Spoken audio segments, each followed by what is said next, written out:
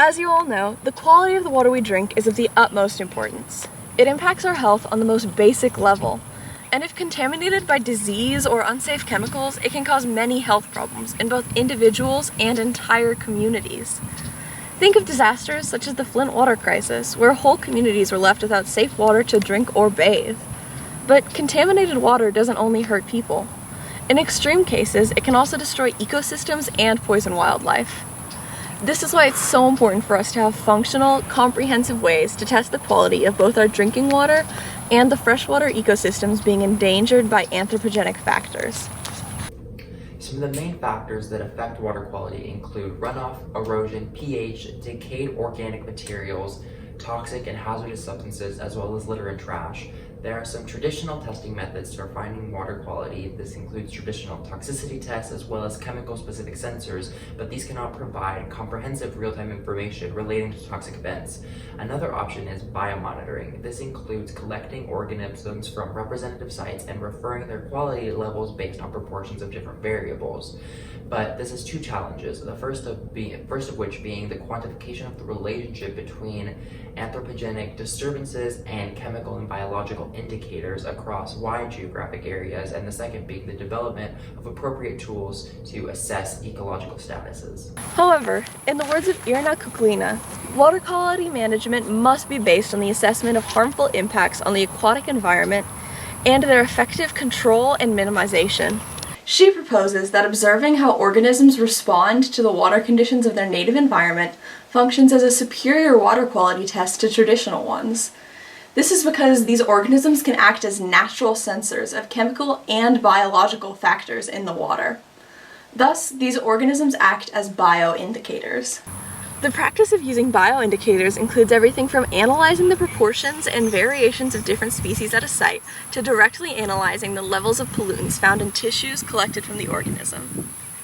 Historically, bioindicators have been used to test water quality for more than a century, ever since the scientists Colinetti and Cohn first noticed the differences in organisms in healthy or polluted waters. Many different species have been utilized as bioindicators, and the three articles we'll be discussing today each analyze the benefits of different species. Our first article, Real-Time Monitoring of Water Quality Using Fish and Crayfish as Bioindicators, a review, posits that fish and crayfish are the best and most commonly used organism to measure water quality by observing and analyzing their physiological and behavioral responses to the water they're in. Some of the struggles this paper notes with the current use of bioindicators is the difficulty to quantify the effect of specific water quality issues on the organisms across varying geographic locations. However, they go on to posit that the widespread international distribution of several fish and crayfish species could ameliorate the issue and make these species a suitable bioindicator. This paper states that bioindicators should 1. Be an important member of the ecosystem, 2. Be sensitive to environmental stressors both in nature and in laboratory settings, 3. Have a large geographic range, 4. Be easy to raise in a laboratory, 5. Have a fast reproductive rate, and 6. Yield reproducible data under controlled conditions. Fish are a good choice because it is easy to determine their population size, population diversity, and behaviors. Additionally, all 6 of the key characteristics apply to them. Crawfish are also suitable because they adapt to changes in their environment both physically and behaviorally. However, they're also sensitive to problems with water quality. The 2 categories of reactions this study observed were behavioral and physiological responses. Organisms, particularly aquatic organisms, change their behavior in response to changes in their environment. Fish react to environmental pressure very quickly, and in response to negative stimuli, they display such behaviors as avoidance reactions and changes in swimming ability. Additionally, fish's schooling naturally illustrates the trends in the behavior of a large number of fish, and therefore changes in school behavior can indicate toxicity before it reaches lethal levels. The simple nervous system of a crawfish makes their behavior relatively easy to study.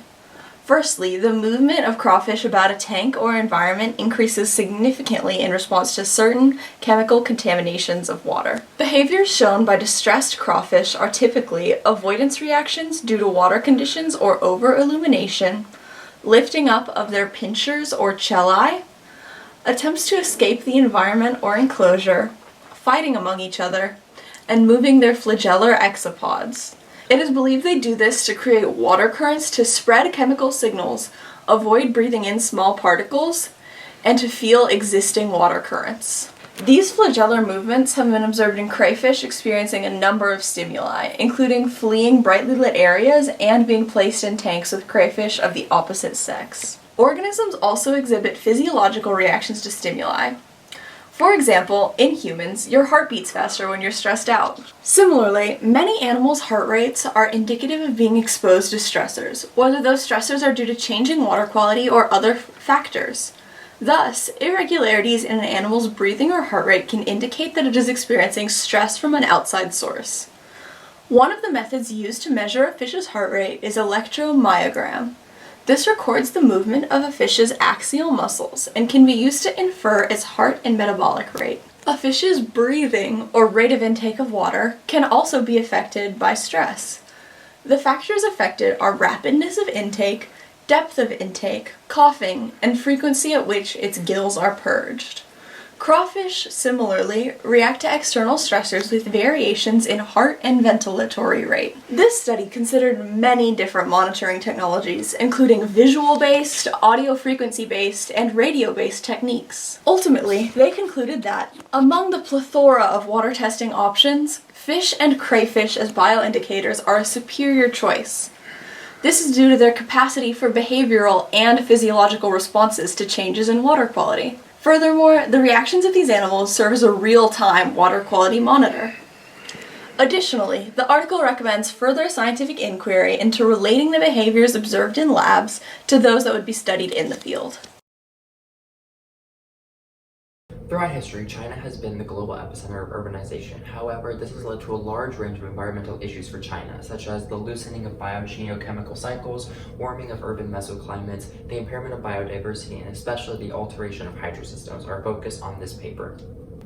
The alteration of hydrosystem has many components, such as altering hydrology, channel morphology, aquatic biota affections, as well as the degradation of water quality. And this has been caused by the increase in impervious surfaces, which has led to more runoff, which then increases the amount of COD, or chemical oxygen demand, and NH3N, ammonium nitrogen, in the water. As a quick explanation, COD, or chemical oxygen demand, is the amount of oxygen consumed to chemically oxidize organic water into inorganic end products, and chemically oxidize simply means just to take away electrons from those contaminants. And so here, in the case of glucose, we can look at glucose as if it's the contaminant in water.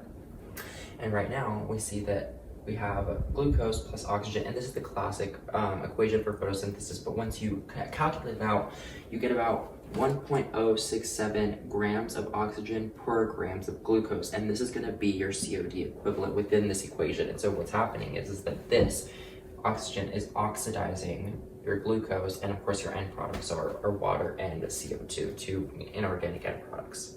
Diatoms, a type of plankton commonly used to monitor past and present environmental conditions, have become very commonly used due to their rapid rate of reproduction and their basal role in the food web. Diatoms used in studies such as this one must be developed and used in the same area because climate, geology, local environmental conditions, and habitats differ greatly across different regions, and diatoms do not do as well in other regions from the one they were developed in due to these four factors. The main objectives of the study were to quantify the variations in water quality and diatom assemblage structures along the urban to rural gradient in Beijing, China. And this was done by taking diatoms from 22 urban sites, 6 of which were upstream and 16 were downstream, and 7 rural reference sites during July and August of 2013. The diatoms were collected from all 29 sites, were collected using a hard toothbrush and then preserved in 4% formaldehyde. They were then cleaned using nitric acid and neutralized to a circumstantial pH. During the study, total phosphorus, total nitrogen, chemical oxygen demand, ammonium nitrogen, chlorophyll A, major cations, major anions, water temperature, pH, dissolved oxygen, and electrical conductivity were measured and collected while studying the diatoms. The following indexes were used to characterize the sites that the diatoms were taken from, the first of which being species richness, which determines how many different species are within one ecological community. Then we have the Shannon-Weiner index, which can be described using this equation, but essentially what it is the degree of uncertainty of predicting the species of a random sample related to the diversity of the community. Then we have species evenness, which essentially is just how close the numbers are of each of the different species. And then we have Simpson's diversity index, which tells us the biodiversity within a community, as well as the probability that two individual diatoms collected from a sample will be from the same species. The results also showed us that water quality monitoring along with diatom species can be a more accurate assessment of water quality than the measurement of physical and chemical properties alone. However, this is very geographical oriented because other areas have used diatoms. However, the indices differ greatly when applied to other areas, leading to confusion and arbitrariness amongst researchers. But we can avoid this by having a set of unified sampled identification and analysis methods, as well as a complete set of diatom species data at the regional level, along with environmental data to accurately represent the local conditions of diatom environments. Our third and final article, an application of different bioindicators for assessing water quality, a case study in the rivers Alpheus and Peneios, is a case study in Greece, in which researchers compared the effectiveness of different organisms as bioindicators of the seasonal variations in water quality across the Alpheus and Peneios rivers.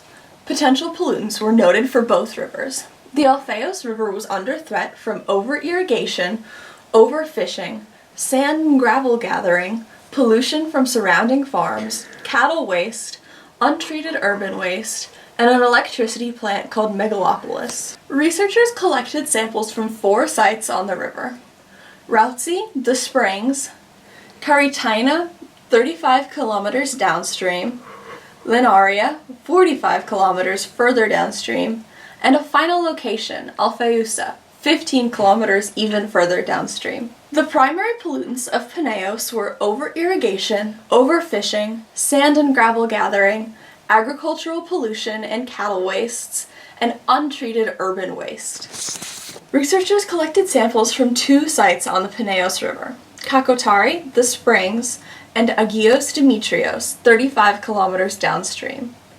Samples were collected in the fall and winter of 1998, the spring, summer, and fall of 1999, and the winter of 2000. At each site, they measured for dissolved oxygen, water temperature, pH, total dissolved solids, electrical conductivity, and flow velocity. And additionally, they collected water samples to chemically analyze for phosphates, nitrates, sulfates, ammonia, biological oxygen demand, and chemical oxygen demand.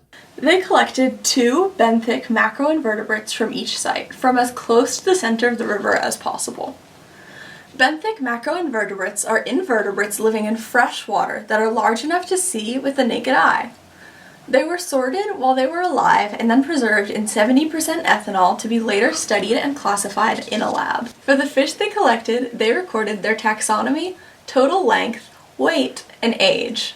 Then they collected liver, kidney, muscle, and gill tissue to examine further. Diatoms were collected from the surface of stones harvested from the river.